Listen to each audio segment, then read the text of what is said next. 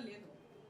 ఇప్పుడు పోలీసు వ్యవస్థ పెట్టుకొని, ఇంటెలిజెన్స్ వ్యవస్థ పెట్టుకొని ముఖ్యమంత్రి నియోజకవర్గంలో ఆ ఇన్సిడెంట్ జరిగిన తర్వాత దాన్ని కంట్రోల్లో తెచ్చుకోకపోవడం అనేది కరెక్ట్ కాదు. కంట్రోల్ తెచ్చుకోగలుగుతాం. అదేం పెద్ద ఒక విలేజ్, 4-5 ఊళ్ళు, ముఖ్యమంత్రి సొంత నియోజకవర్గం. ఇంటెలిజెన్స్ వ్యవస్థ ఏమైంది?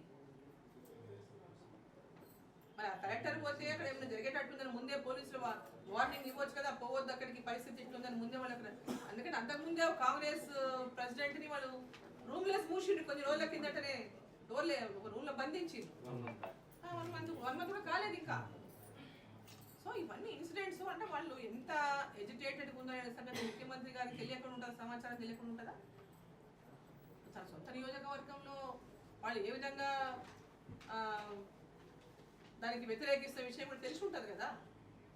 సో నేను కూడా ఆ నియోజకవర్గం కాబట్టి నేను రేపు వెళ్ళి ఆ గ్రామానికి